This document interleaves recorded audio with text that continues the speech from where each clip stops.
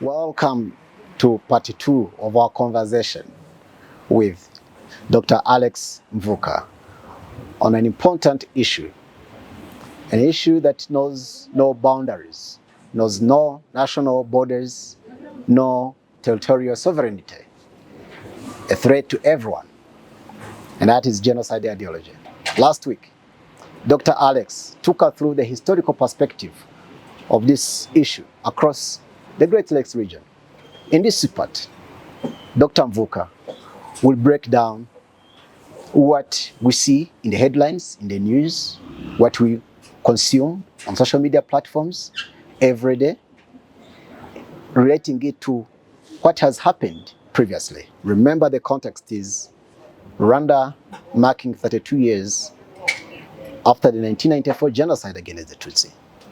Dr. Mvuka is our first guest on the context by the New Times. Dr. Alex Mvuka, before we took a break, we had just looked at the historical perspective and the linkages across these borders, leading up to the situation we find ourselves in today. And now I want us to look at the current situation. After all these years, with this deadly ideology of genocide, after what happened in Rwanda, where we lost more than 1 million people because of this ideology, 32 years later, we still have this problem with us in the region. Who is benefiting from this status quo, from this situation? Who is benefiting from this ideology?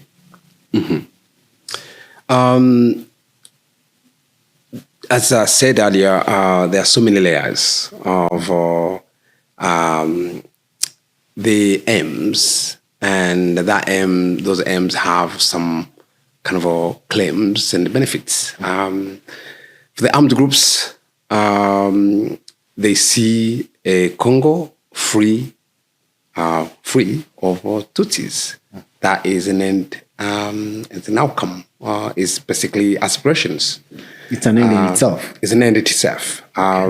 Basically, genocide, as in the definition, is intent to destroy either entirely or total, partial or total, one group of people because of who they are. So for the DRC is about really making sure, the project is about making sure that the region has no Tutsis. That's itself the benefit. The benefit is about those aspirations. Secondly, is how the genocide ideology has been used for political expediency, because of hatred is really mainstreamed within local population. As I mentioned earlier, to mobilize people because of endemic corruptions that is really systemic. There's nothing else you can use to mobilize people. So the political actors benefit from such kind of ideology. But when you say that is just populism, you really reduce the danger of its form. So I'm looking at those layers, and those layers are all interconnected. So the idea, aspiration of really exterminating Tutsis is benefit. There was a point in Bukavu, there was a demonstration which was labeled Bukavu, very clean city. Bukavu without Tutsi, a clean city. When was this? 2004, I think.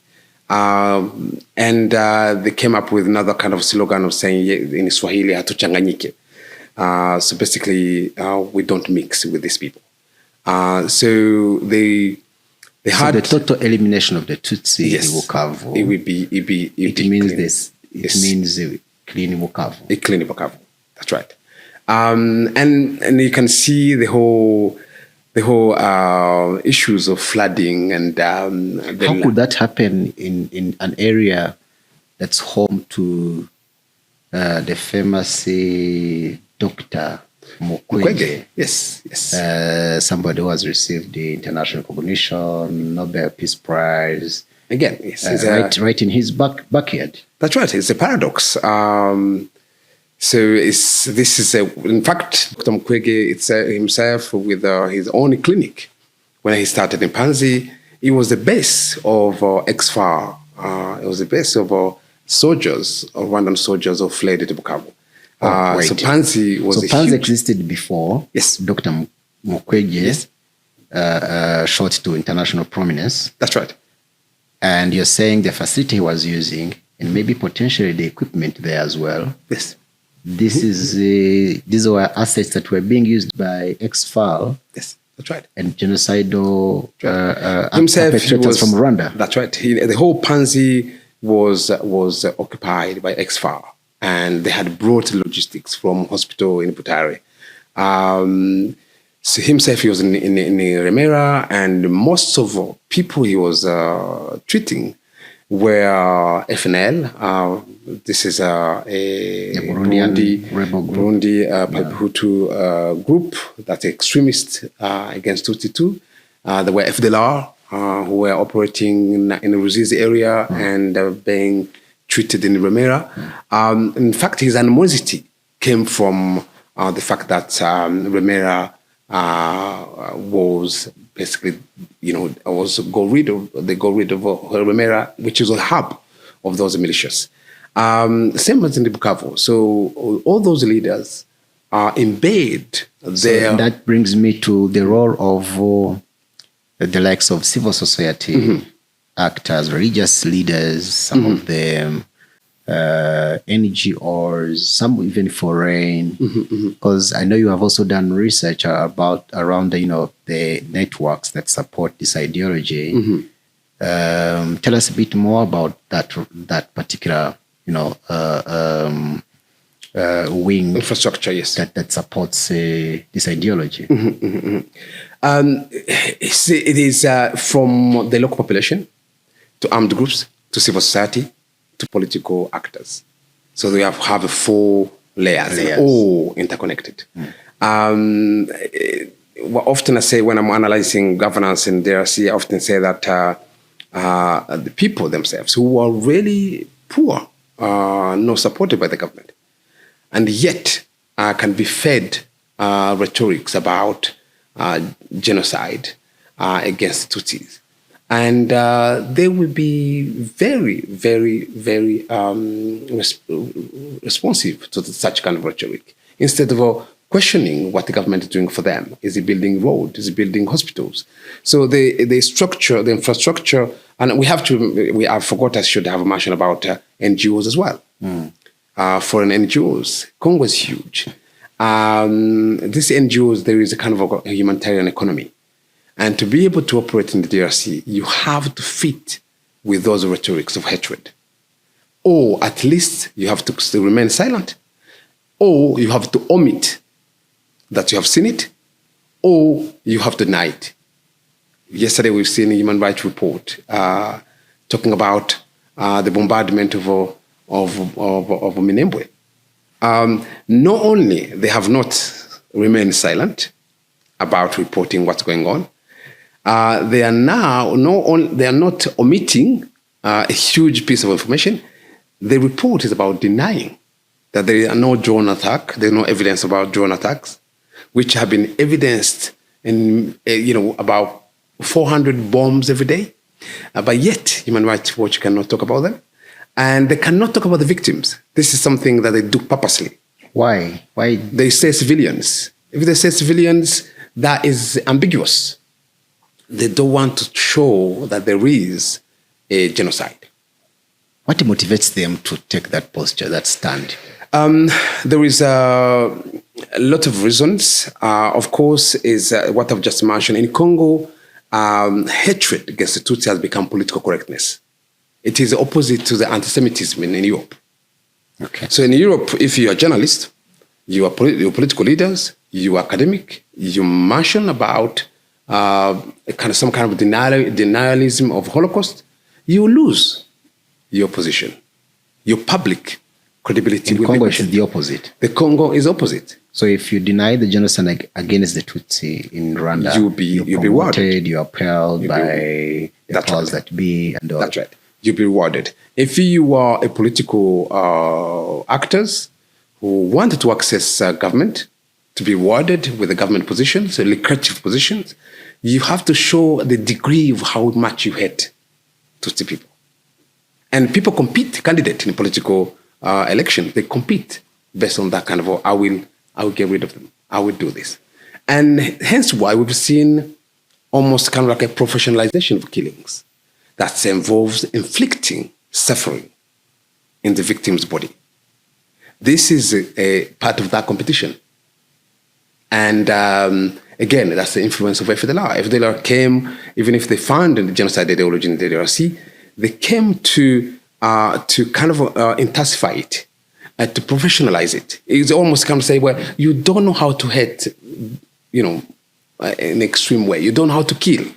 Doctor, do you have a situation, the possibility that maybe there are certain actors, especially foreign actors, who may be having a bias against let's say Rwanda or the government that is in place today in Rwanda, and that has influenced their approach or their position or policy on the situation in Eastern Congo. Of course, you ask questions why the negative perception or stand against Rwanda. But I also know that, like the NGO world, when hundreds of thousands of Rwandans returned home in the 1990s back from Congo, there were so many people in the NGO that lost jobs. That, as we have come to understand, itself has become a problem. That to some people, that should never have been the case. And also now you have the situation of Eastern Congo, where you have AFCM 23, which people have, of course, linked to Rwanda. So do you have a situation potentially where some actors have chosen to be blind, to ignore, to look the other way in the face of the crimes being committed in Eastern Congo against the Tutsi population in Minembwe and other areas, just because of their deep-seated resentment towards Kigali? Yeah, maybe let's start. I'll come to Kigali and start with the inside the Congo first. Anyone would wonder why there is not a bombardment of ADF. ADF is Allied Democratic. The Ugandan terror group. Terror groups, which is based in the Rwenzori area, between Beni, Butembo, and Goma. It's in the forest area. This is a terrorist group and has existed since 1988. It was brought over by Mobutu against Museveni 2 years after they have just took over. They were a friend of Idi Amin, and he provided the base of ADF. ADF grew to a very deadliest armed groups, using some of the worst, horrible method of killing people. Burning people in churches. Yes, burning people in churches, and claiming secessionism, saying that they want to install their own country called the IRA. Now, this is a very ideological group. It has a network in region. It recruits in Burundi, it recruits in Mozambique, it recruits in Uganda, it recruits in Congo. It has a link with ISIS, Islamic groups, and is well-funded. And you're saying the government doesn't bombard them. That's it. There are the 3 bombardments that ever happened. They were with the UPDF. The Ugandan army. Uganda government, Uganda army. Secondly, why there is no focus of bombardment? And again, that goes with the report as well. UN group of experts report? Why there's no focus on that group? 2, there is a group called Codeco. It is based in Ituri. It kills 1,300 people every year. And the killing is decapitations. We've seen they are killing Hamas people. This should be an alarm of the whole region. It should alert the whole region. No report necessarily proportional to the danger of the group, and not response in military. So saying Human Rights Watch, Amnesty International, no focus on the human rights organizations, so-called human rights organization, if you like. Why there is no bombardment? Keep quiet. Keep quiet. There are no drones attacking Codeco. There are no drones attacking ADF. Okay. So insecurity in Eastern Congo only is mentioned when there is is involving Tutsi people resisting. Before M23 that it was like M23. Yes. Okay. So basically they see M23 as associated with somehow Rwandan people, Kinyarwanda speakers, and somehow stereotyping it as a Tutsi group. We've seen bombardment we're seeing bombardment in Minembwe because of its inhabitant. Even within IFC controlled area, in Ibashi territory, there could be bombardment there. But why there are no bombardment in Ibashi people? There are bombardment in Masisi, in Mweso, because of the kind of people who live there. You won't see bombardment so there's selective bombings of M23 held areas. Exactly. So they are targeting, from what you're saying, communities that are predominantly Tutsi. Yes, that's right. So I think those are the questions I'm raising. You can go on with other people, other places where there are armed groups. In Katanga, you have a Bakata Katanga. And this is a group really kind of mobilizing itself. It's been there for some time. You have other communities that are in conflict in rural area of Kinshasa, with the Yaka and Teke people. And you don't see that in the news. There is not a center of gravity of reporting. You can go on with the other conflict in northern part area, with Ngwaka and Ngwande people, around the land issues, and the Wazalendo groups, which are about 200 groups. All their communities, none of their communities are bombed. The warlords coming from those groups, none of them is pursued. So that itself can tell you the selective nature of disproportional military response because of the kind of people who live in a certain place. And it's being made by, to interpret what you're saying, by an international conspiracy of silence. Of course, silence for the international actors to be able to fit in the DRC. They have to remain silent, and they have to not respond. They have to not act. They have to not provide humanitarian aid. For example, in the whole high plateau, for last 8-9 years, with all the racinement that's been going on, so ethnic cleansing, no one single humanitarian agency has been able to reach operation there. So basically, the community had to mobilize by themselves to provide aid to the communities. Even the communities, while they're trying to transport aid, trucks of food were banned. So, and those things are not reported by international communities. So back to my question. Could that deep-seated resentment that against Kigali or directed at Kigali be a factor in how some of these players approach the situation in Congo? Again, I say Rwanda is not singled out because of being Rwanda as a country, as a nation. Rwanda is singled out because of what they perceive it to be, what they perceive the government to be. There was a funny story. Is a political actor in Kinshasa, Thomas Luhaka. He was giving a story how he came to Kigali, arrived in Nyabugogo, and his aides were telling him, "Where are Rwandans? Where are Rwandans?" And he was in Kigali? He was in Kigali. He was in Nyabugogo area, in the most populated area. Where are Rwandans? And he said, what do you mean? All these people are Rwandans. No, we are in Rwanda and we cannot see Rwandans. But basically, they perceive Rwandans are Tutsis. And for them, they could not imagine a country that... So when they say Rwanda, they mean Tutsi? Yes. And the target of Rwanda, by continually singling out Rwanda, and you have to remember, in my research, I often mention about it, in the two bigger wars that happened, there were so many countries involved. So many countries were involved. In AFDL, there were about 6 countries: Namibia, Zambia, Zimbabwe, Uganda, Burundi, and Rwanda.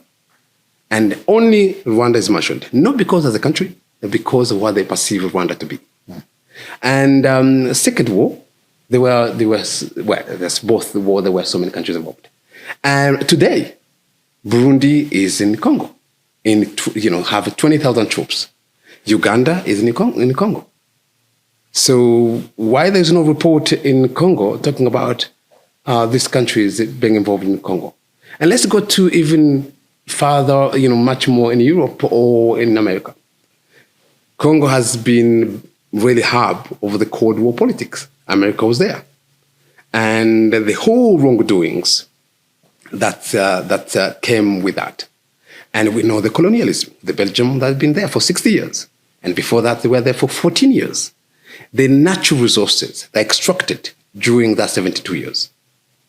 They often talk about it could be money that Congo can use for 50 years without working. So why that is not a target?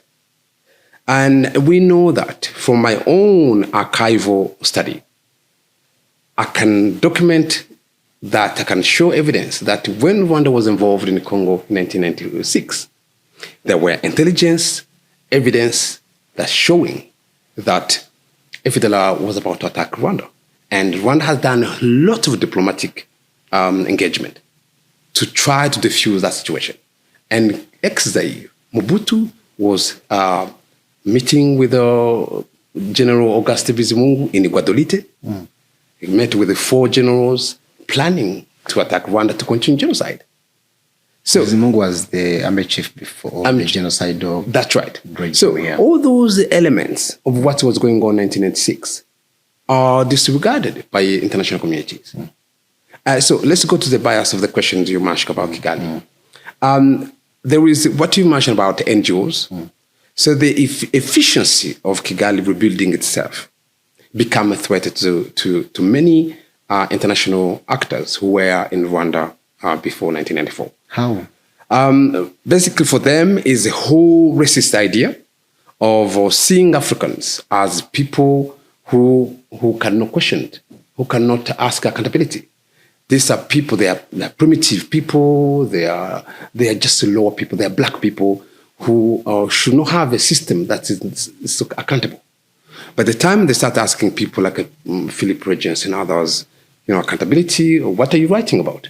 Of course, we are a country that's experienced genocide. We need to know what's being written about us. Many scholars felt that was a threat. It was a threat to them. That's how dare you? We, white people, we, European, who have always have a monopoly of knowledge, who have never been questioned. So the new country is questioning us. And of course, there is a whole element of aid economy, which the government was saying, look, you need to channel this aid within our programs. And that became a problem too. Maybe those justifications are very basic ones, but the biggest justification is, again, how genocide was developed. The international powers have always had bias, yes, against RPF as the Anglophone movement, which is getting rid of Francophone. That was one of the bias idea. And you have to remember that the positions of powerful countries influence automatically their civil society and their media. So if they take positions, of course, they put money into the humanitarian organizations. the funds, those the international organizations, straight away their positions versus the country influence the positions of civil society organizations in their country. So there are so many layers we can go through why there is a bias about Rwanda. But there's also a great deal of contradiction also coming from the international community, because the same international community, well, at least some of the quarters, some wings, some more sections of the international community have credited Rwanda for its achievements. The current government for providing universal health coverage to, everyone, for promoting education, for promoting gender equality. They've praised the Rwanda Defense Forces for their discipline and humanitarian work in their missions abroad, peacekeeping and other missions as well. They have talked about, how Rwanda is the cleanest, safest country in Africa and among the top in the world. One might wonder again, how does that threaten the other side? I think let's say those narratives. Let's this kind of relate to the story the religious leaders told me. Say, look, you've done this amazing for us. We become prosperous. We become economically stable. You have provided everything we needed. But however, we don't like you. Okay. However, we hate you. Okay. So that could explain the same thing the same way. Yeah. You are Rwanda. You have advanced. You have done this economically in economic statistics. This is a miracle, a journey from ashes. And he was talking to you as if he was talking to a Rwandan. That's right. Because he associates you with Rwanda more than with Congo. Even as you're Congolese, you're born in Minembwe, you grew up there, you have your family and you have relatives there until today. Anyway, let's pivot. Let's look at Minembwe very briefly as we draw to the end, to a closure. Everybody's eyes are on Minembwe. If you look at the sustained blockade of Minembwe, if you look at the deployments, we hinted at it briefly area of Burundi, in and around in Uvira towards Minembwe, the O Plateau, the Middle Plateau. And also I bring it back to your recent comment again. You said Minembwe is also seen as a gateway to Kigali. Despite the lack of a geographical link, the coalition, and that's the Congolese government coalition, asserts that Minembwe must be destroyed in order to attack Kigali. How did you arrive at this conclusion? There's so many indicators I'm looking at. I'm looking at how the existing networks is growing and is reforming. The involvement of Burundi and what motivation Burundi has, and how that has really linked to the existing motivation of Kinshasa, and how both forces are using no-state actors, including Rwandan, including Jali Kabirmana, including other actors. In fact, this is an information that I received this morning as I was interviewing somebody for my own article. There is a demand that if Minembwe is destroyed and the whole high plateau they are able to control the whole high plateau. Approach the Banyamulenge. Yes, and they have the high plateau. Then the high plateau would be used as a base to attack Kigali. So I think we have to remember the position of high plateau. The high plateau is at 2,500 to 3,000 meter of altitude above the sea level. And incredibly is a plateau. Basically being it's high. Flat. It's flat at high, the end. but it's high and it's flat. Yes. So it's an ideal training ground for all countries, to attack all countries in the region. So Minembwe is like a BCCRO, has been resisting. And for Minembwe to resist is stopping the project of attacking Rwanda. So I think we need to go to understand, for people can understand what's going on in Minembwe. And we talk about military blockade, and there is very little talked about the impact. Today, the whole Minembwe, which is probably the size of, I would say, geographically size of Kigali, is surrounded, and nobody comes out or goes in. And there's no salt, there's no soap, there's no sugar, there is no money. Even if you have money on your phone, you're not able to resolve the money. Not because people have no money, it's because they can't use money. Plus the bombs. 400 bombs every day. So they have centers of drones operations in Pwezero, Mikenge, and Rugezi, Mukoko, and all targeting one group of people because of who they are. There are no other groups living there. So Twirwaneho has been resisting for the last 8 years. Twirwaneho is a Banyamulenge resistance group. Yes. That fights, that protects the community of Banyamulenge. That's right. They've been resisting miraculously until today, holding on. But the problem is the hunger that they have installed there. So these groups also, if you have SACO, there's no supplies, no medicine, no military logistics, and all. Exactly. And not only that, you have other humanitarian issues such as women not being able to access, who are pregnant, not able to access medical treatment, and the crops are being chopped off by the armies so that people cannot access food. So you believe, Doctor, Burundi, I know we didn't explore the interests of Burundi or the motivations of Burundi exhaustively, but you believe Burundi and the Congolese government and FDLR and other actors whom they're working with, they want to take Minembwe, want uproot the Banyamulenge community, take Minembwe, use it as a rare base or as a training ground from where they can attack Rwanda. That's right. Yes. There's three motivations. Why can't Burundi attack? Because we share a border with Burundi. Why can't they just walk across? That's the thing. I think you have is strategically they see is again those genocide ideology we've been talking about. I was going to talk about two objectives which will answer your second question. The campaign for the last 7 years was to get rid of Tutsi in Congo. That's number one. And for them, they see Tutsi in Congo as an extension of Kigali. That's they see it. And once you're able to do that, you'll be able to attack Rwanda much more. So they see the Banyamulenge community as an extension of Rwanda's defensive measures. That's right. That's right.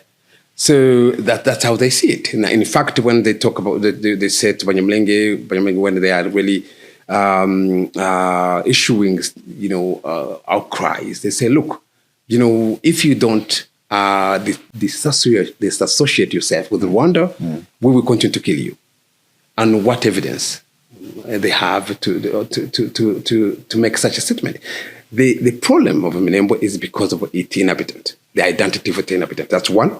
The second problem of Minembwe is that it will provide a ground and environment and a condition to be able to attack Rwanda without. Doctor, you're repeating what the UN experts said some time back, I think maybe 10 or 8 years back. Actually, they said there was this armed group, umbrella of several armed groups. They called P5. Yes. And they said it was being led by Kayumba Nyamwasa. And they said they had the fighters within Minembwe. Well, P5 has been supported by Burundi in the Burundi motivation of wanting to change regime in Kigali. So you're saying now Burundi is bringing back P5? That's right, yes. So today there is an effort not only to continue supporting FDLR and the ideology of genocide, that's right, but also to remobilize, to recruit fighters for P5. And there was reports about Kayumba Nyamwasa also visiting the region? In Kinshasa, yes. I think we have to remember that Kinshasa has never, Kigali or Kinshasa probably much more newer, but Gitega has never stopped contact with the P5 since 2015, when P5 was really rebuilding and much more becoming a little bit stronger. And at that time, with intelligence, it was destroyed by probably 90%. And now that there is a much more supportive mechanism from the government, from Kinshasa. Kinshasa has been unashamedly inviting enemies of Rwanda in Kinshasa, giving them platform and providing them resources and logistics. So in the operationalizations of that is the war we are seeing in the high plateau of South Kivu. This being kind of like a ground of attacks. But to be able to do that, you have to examine the people who live there, who stereotypically they see them as. And Rwanda has been watching, and it is watching, and has said we will not just remove defensive measures when the threats are only growing. But personally, I really think that those justifications, those explanations are not being listened to. And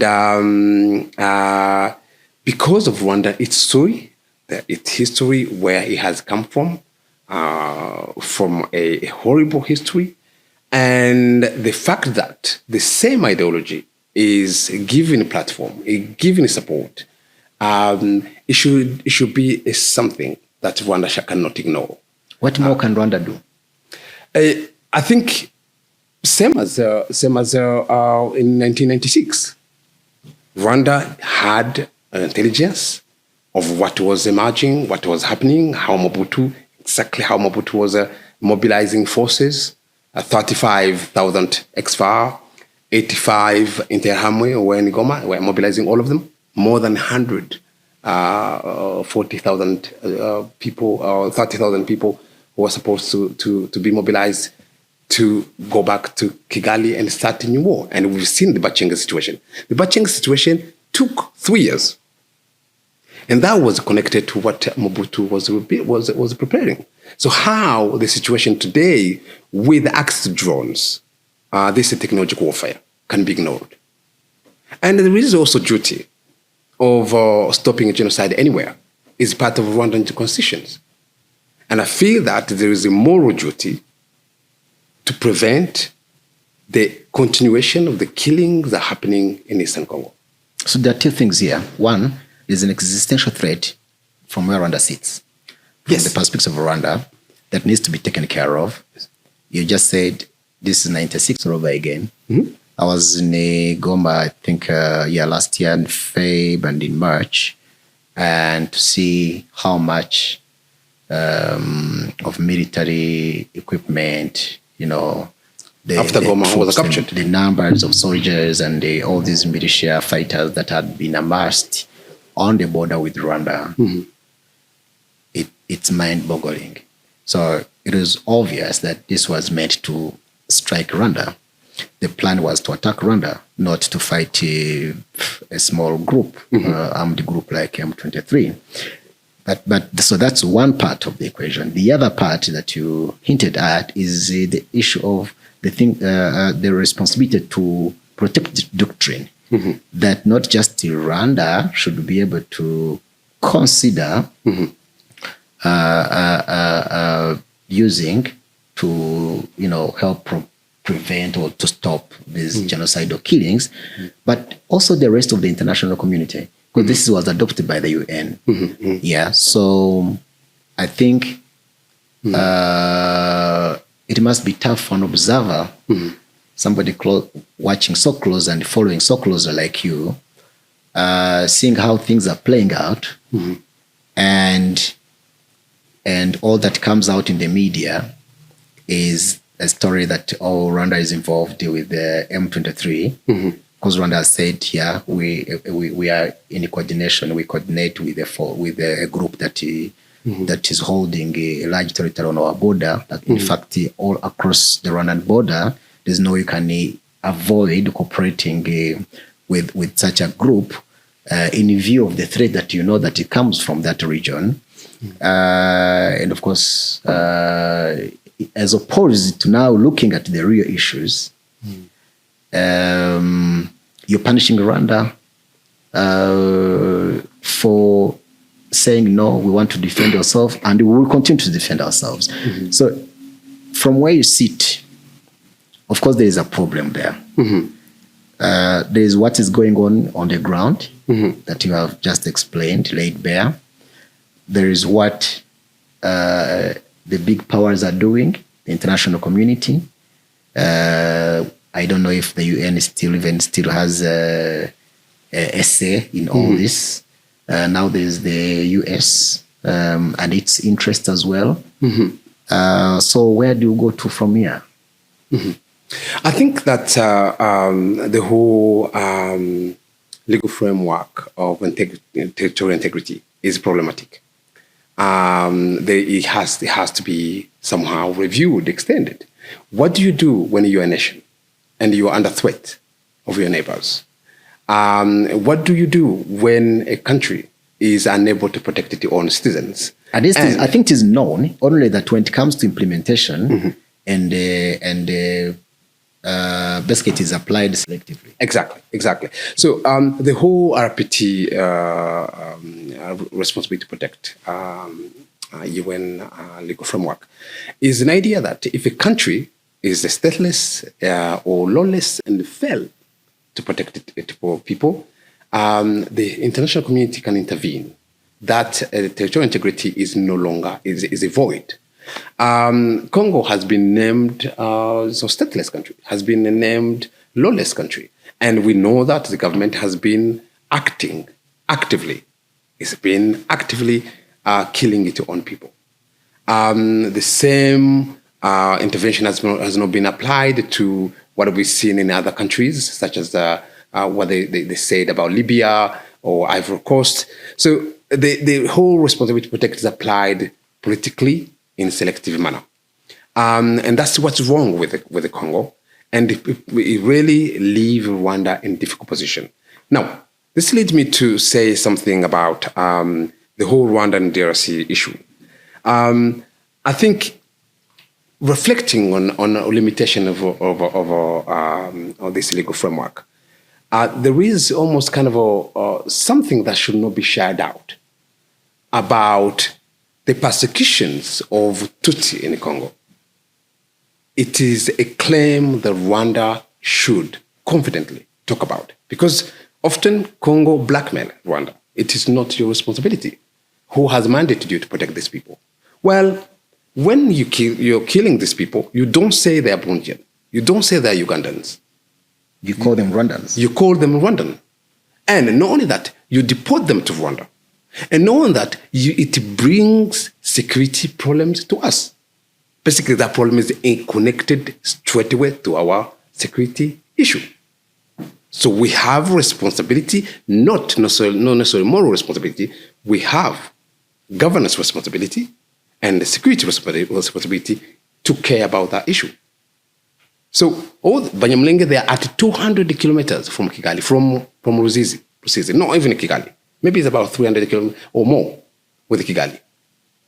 Why? And groups who are so far away inside the country of the Congo are associated with Rwanda. Well, how that has to do with Rwanda? Simply because they speak in Rwanda, simply because stereotypically they see them as looking like other few people in Rwanda. And now we have DRC on Security Council. Exactly. Exactly. It's back to 1993, early 94, again, where you had the government in Rwanda killing people. Yes.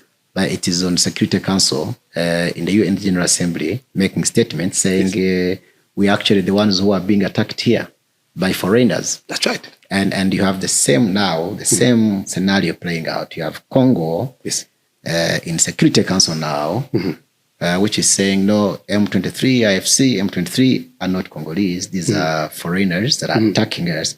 At the same time, the same government is killing its own people. That's right. That's right. Exactly. So I think going back to your question, where do we go from here? Yes. Yeah. I think the whole peace process that's going on, Personally, I think the issues on debate should look at the structural problems. They have to be careful not to look to negotiate on the consequences of the problems. The structural problems is to look at this whole ethnic identity, tribalism, genocide ideology that has been rampant in Eastern Congo and in Congo in its entirety, and now involving Burundi. So when we talk about FDLR disarmament as one of the problems to negotiate about, so will DRC be able to disarm FDLR? How? It's a complex. As we saw, it is so entrenched even in communities, the ideology itself. Exactly. Yeah. And you have Burundi today that's working with FDLR. So Burundi is not part of the whole peace agreement. Will the agreement be able to enforce Burundi, another country, third party, that has not been a part of Washington, to disarm the FDLR? Do they have the right intelligence to know who's FDLR? Are FDLR Rwandan nationals only? So it has to really be in much more an understanding of the issues in its roots by getting rid of all armed groups, getting rid of the politics, ethnocentric policy that created that. Who will do that? Well, that has to be all actors involved today in looking at peace agreement. They should really avoid microwave type of solutions. Congo problems is a huge genocide virus that is affecting all countries in the region. And countries in the region have to be involved. So this has been almost kind of like a Rwanda problems. All the communities are surviving themselves. They're kind of struggling themselves to kind of plead for themselves. So it should be a regional problem. It should be other countries to be involved. And the negotiations have to be looking at why Congo has always been at the table. Why now not another country? So we are talking about 30 years. Rwanda has emerged from a genocide against Tutsi, for God's sake. Genocide. And UNAMI had to, at one point, a few years, they have to go. And the government did not ask them to go. Gradually, they saw that the country is rebuilding itself. It has a police, it has a judicial system. And why could Congo do the same? Dr. Wai asked that question, and I know, that maybe the answer doesn't lie anywhere here. But as I said, Kinshasa at the moment sits on no Security Council. Burundi, as we speak, is the chair of African Union. Burundi is involved. I know there's been talk of economic interests in Congo, but I think from what you said, from what you've been sharing, it appears there's a lot more. There are other motivations, maybe also the ideology aspect as well. That's right. That ideology could be a key factor as well. So when you look, so even at a regional level, it becomes then hard to see from the African context, African Union at this stage, be difficult. And you have had these other players, SADC nations, siding with the wrong, going on the wrong side. And so maybe just so we come to a conclusion of this conversation, today, we still see these bombings, the bombardment, the drone strikes, and helicopter attacks and all continuing. IFCM 23 are still negotiating or having talks with the government. Of course, there's not so much hope, from all this. For a Rwandan that has listened to you, also knowing that at this stage, as I said earlier, we are commemorating the genocide against the Tutsi 32 years later. What are the takeaways And how should what is happening all around us define our conduct as the people of Rwanda? But also the victims in Congo as well, because when they are being attacked, they are labeled Rwandans. Yeah, what are the takeaways, and maybe what can be done from where you sit? First of all, I think the whole commemoration, there's a strong word that's part of it is the kwibuka, remembering. That word has a lot of responsibility. There's a healing part of it. There is a real statement to say that what happened should never happen again. The whole one word. There's so many things there. But the third aspect is about prevention. So when we say responsibility to it, it's about preventing. This should not happen again. When we say this should not happen again, is here and anywhere. And especially anywhere that's linked to us. So the point I'm trying to make is collective responsibility.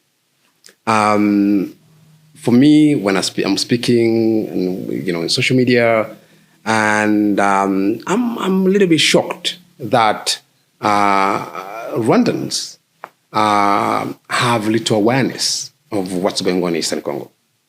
I'll tell you an anecdotal story, and as we are ending our discussion. When I was about 17, I was in Burundi in 1993, and I was in the middle of the country, in the rural area. Sat with teachers, Burundian teachers. Burundi was really a very quite stable country in terms of economy, middle class, income earners. And I was timid, but I confronted those teachers. I said, do you hear what's going on in Rwanda about these two situations? And they look at me very confident. That were being killed in Kigali and other places, yeah. That's right. They look at me, they called me Little Rwandan. They said, I had never been to Rwanda. And said, do you know, you don't know politics. You're telling us about this. Who are you to tell about this? This has nothing to do with us. And 2 weeks after, it was in October, 2 weeks after, the whole massacres started. And in fact, I was caught in that situation too. And that was in Burundi? That was in Burundi. That was after Ndadaye, or? Yes. Okay. The whole crisis that led to Ndadaye's assassination. I survived narrowly. I don't want to go into details of how it happened. But those teachers did not survive. And I was confronting them as a foreign Congolese young boy who is concerned about the situation. And they are older. They are teachers, intellectuals, teaching history. Arriving in Uvira, in my hometown, I was caught in an incident with my friend. We were caught physically, and a mob of hundreds of people pour out petrol on us. And as soon as they were about to burn us alive, we saw a guy who was a drug dealer. Can you imagine the humanity is emptied in society to the point a drug dealer become the person who save you? The whole crowd, which was like a market, was surrounding us, young people, telling us we have killed Ndadaye. And I was like, for God's sake, is with the house. This was back in Congo? In Congo. In Uvira. I just been in a situation of almost, so they're killing you, they're banning you, yes.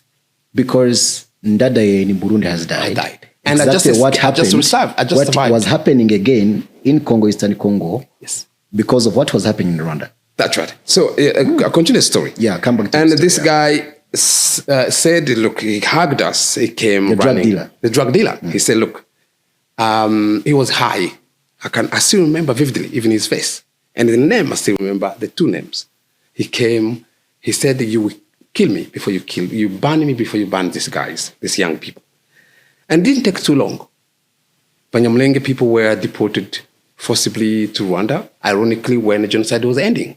Arrived in Rwanda, in Kigali, in Kichukiro, I was hosted by a family that lost people. Was that your first time to come to Rwanda? First time to come to Rwanda. I didn't know anybody. I expected somebody I knew who had relatives in Kigali. And inside the house, huge house, we were about 24 people. The family had about 3 children. Orphans who literally few months ago, few months ago, 2 months ago, they have lost their families. Others lost limbs. They were in this family.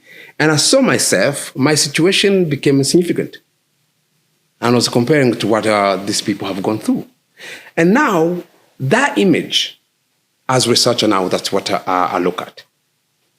To tell people about the idea of la prise de conscience, consciousness about what's going on in this country, how the whole situation is interconnected. Therefore, allyship, and therefore being interested in learning about it. That's what I'm asking about your question. So people anywhere in those countries should be aware, or especially during the commemoration of genocide against Tutsi, the Kwibuka has to be looking beyond the border of Rwanda. What other people are going through, similar to what Rwanda has gone through. What are we doing about it? And beyond about just people, you're looking at the responsibility of the governments. Is not doing the same as the international community. That's in Eto, observed and facilitated. That's at Tokichukiro, where the Belgian peacekeepers abandoned the Tutsi. That's right. Refugees and were killed later. Yes. Yeah. There are troops of UNAMI that's really, I've written about it recently in an article about Western Senegalese troops. Ghanaians as well. Ghanaian troops. Yeah. That really saved lives in Kigali. Saved lives in Kigali. Yeah, but that was after they defied the orders to withdraw from the UN. Yeah. Exactly. Yeah. And I think those values should be really what lead governments. How do we respond to humanitarian crisis, especially when a genocide is similar to ours is going ahead, is going on? And to the Tutsi victims, to the Nyamulenge community in Congo, abroad, in the US, in Canada, I saw a delegation of some of them going to Gitega the other day and praising the Burundian president. Burundi, yes. For things that he has not done. He has done the opposite. He has not done. He has done the opposite. Yeah. He's been denying the whole existing of Banyamulenge. Yeah. He has troops that are killing Banyamulenge. But this delegation was praising him for exactly the things that has not done. Exactly. I think those what should do these communities do, these people that we're talking about, the victims, I think those elements of situations of phenomenon should not discourage anybody. As if, how can victims themselves stopping anyone to think about them, or to care about them? You have individuals, when there's a war fatigue, you have individuals, sometimes they go to the point where they don't know where they're coming from, where they are, and where they're going. And of course, genocide ideology plays in a very different way, using victims. We've seen that during genocide against Tutsi. There were some individuals that were used, who were used against the victims. Yeah. During the Holocaust, there were stories of Jewish people who want to play safe and supported Hitler's government. So those things should not demotivate anybody by thinking that the victims are divided. No, they're not divided. They are victims. They are being persecuted, and you will never see such kind of rhetorics from the victims. You see those rhetorics from individuals who are like 10,000 miles from where the killings are going on. Yeah. And I want to really appreciate and commend the work that you are doing, even as I'm asking these questions about what the victims should be doing. You are among them, and you're doing a great job raising awareness and shedding light on these things continuously. And also, very brief on your story that you shared, your personal story, that actually at a personal level also resonates with me, because here you're a young boy, 17 years old in Bujumbura. Violence breaks out, an ethnic cleansing campaign, and you go back home you Find the same attacked. thing. Literally, you're going to be torched. You're rescued by a drug dealer. You find yourself later in Rwanda. Pretty much resembles like the story of my own father who was in Uganda, and then had to flee the Obote government, reaching Kigali. Later, I had to again flee, go through Congo, back to. So now you can imagine, and this is the story of so many of our people, yes. so many of our people, not just in Eastern Congo, not just in Rwanda, but across this region. And I think that reinforces your argument that we should be looking at these things from a regional perspective. Yes. Let's not look at borders. Let's remove borders, because genocide ideology knows no borders, knows no sovereignty of any country, knows no territorial integrity. Yes. That term that people used to invoke a lot of times. And I want to basically say thank you so much, Dr. Mvuka, for your time, for your invaluable insights, for the work that you're doing. It's incredible. You're making such an important contribution. Yeah, I can only hope that rationality at the end of the day, prevails really. Now, from this conversation, again, this is the context. Yes. You've just laid bare this context from a regional perspective, and I only hope that this is just the first time that you'll be coming back more often to share with our audience, with our viewers, these very, very important perspectives. From this conversation, a lot of takeaways, but yes, we just explored the origins and the extent and of this genocide ideology in the region. We looked at the Minembwe situation and why Minembwe is seen as a potential launchpad for attacks on Kigali, why there's a lot of obvious indifference when it comes to responsibility to protect, as was the case, by the way, in Rwanda. This is also playing out in Minembwe areas, in Uvira and other areas. So there's quite a lot to draw from this conversation, from your insights. Our viewers, I hope you will share your thoughts in the comment sections. What do you think? What do you think should be our next episode as far as this topic is concerned? What should we focus on? And what are your thoughts and maybe your personal experiences as well? Feel free to share. This has been quite powerful, Doctor, so to speak. Thank you so much once again for honoring our invitation. And I want to thank you all for following us.